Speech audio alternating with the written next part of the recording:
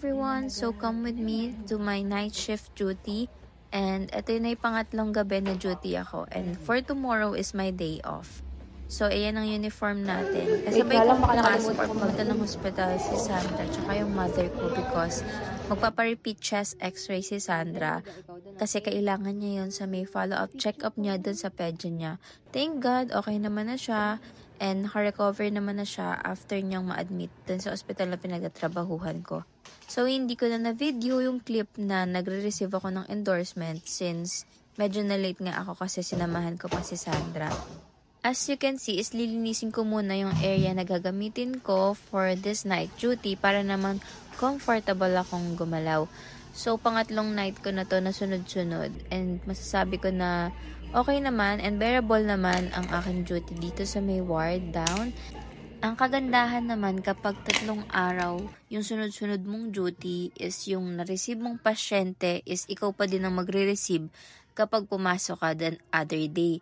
So, yung history nila, yung background ng mga pasyente mo is hindi na bago sa'yo kasi ikaw din yung nag-receive sa kanila. So, hindi ka na mahihirapang mag-adjust dun sa ibang pasyente. Pwedeng may madagdag but then yung the remaining patients na na-receive mo before is hindi ka na ganun mag-a-adjust. As usual, gumagawa ako ng endorsement paper. Yung papel na to is dito ko sinusulat lahat ng important details and information sa pasyente. Kasi pwede ko siyang magamit as an endorsement sa kapalitan ko tomorrow or even kung magtatanong yung doktor na magra-rounds kung ano yung status ng patient, hindi ko na kailangan kunin isa-isa yung charts tapos buksan ko pa dun sa harap nila. If meron ako noon, nakasummarize na yung mga important details ng pasyente, madali kong masasagot or makakapag-response dun sa may tanong ng doktor.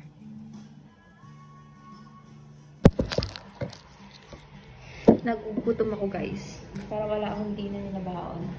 So ano gagawin? Uminom ng tubig. Buti na lang meron tayong baon. Nakalimutan ko, meron nga pala ako dito ng baon na mga inumin.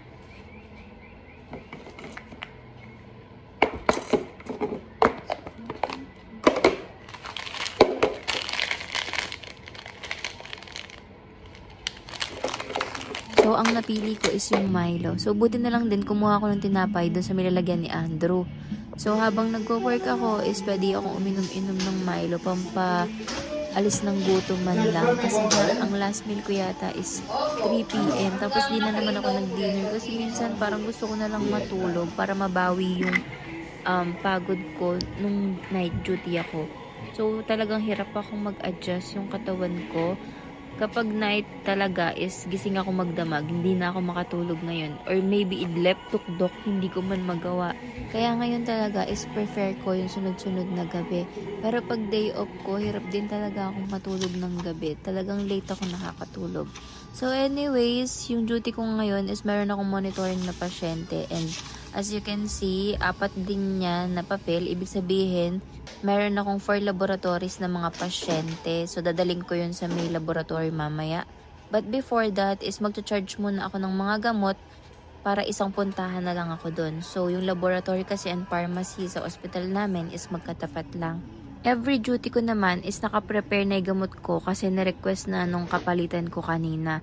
So, ako naman ngayon yung in charge na mag-prepare or mag-request ng gamot na gagamitin pang kinabukasan ng AM duty. So, ayan, nagpe-prepare na ako for my 12 AM meds. Usually, magpe-prepare ako ng gamot ng 11:30 tapos ibibigay ko siya ng 12 AM. Exact dun sa may due meds na time ng pasyente ko. After ko magbigay ng gamot is kinumpleto ko muna yung mga charts ng pasyente. So, isang trabaho kapag night duty ka is ikaw yung magre-refill ng charts ng patient.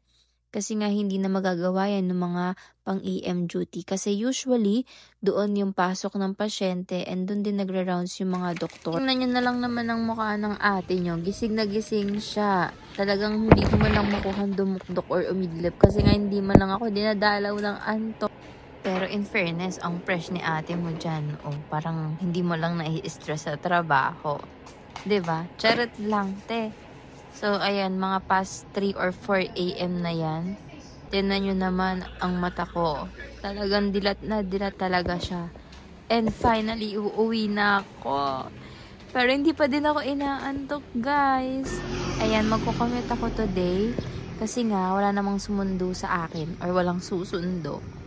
Hindi na tayo ngayon Disney princess character. So, ngayon ay isang independent girl na ang person. Siya ay si Fiona na. So, habang nasa jeep ako, naiisip ko yung lugaw na gusto kong kainin kaninang cravings ko kaninang 5 AM. But anyways, hindi na nga ako bumili kasi sabi ko diet ako, 'di ba? So finally, I'm home na and look at me, parang papasok pa lang kasi ang fresh pa din. Charot! So after that, nagpalit na ako ng damit kasi nasa labas daw sila Andrew. Dun sa may pinag-walking and joggingan ko. So pumunta pa ako dun. 10 minutes to 15 minutes ang walking dun. So, naglakad pa ako para sunduin sila. So, kasama nila yung si Kim, yung pinsa namin, yung nagkasama nilang nag-aalaga sa kanila. So, ayan, nag-walk pa ako papunta doon. So, it's been a while since nakapunta ako dito kasi nga super busy ko sa life. Nakalimutan ko ng mag-jogging or magpa-araw man lang kasi nga, hindi ko din naman masisi sarili ko kasi halos puro night duty ako. Ang nostalgic ng vibes dito kasi usually nung college ako habang nagre-review ako is kapag nai-stress talaga ako sa schoolworks is naglalakad ako dito para naman ma-refresh yung utak ko. And totoo namang nakaka-refresh kasi tahimik dito tapos wala pa masyadong taong nagpupunta. So ayan, nakita ko na sila Andrew and excited yung dalawang magkapatid kasi nga nakapag-jogging na daw sila. And kulang pa nga kay Andre 30 minutes. But then, nagugutom na ako. Tsaka inaantok na ako. Kaya naman inaya ko na silang umuwi. So anyways, yun lang naman sa video ko na to. And thank you and see you on my next video.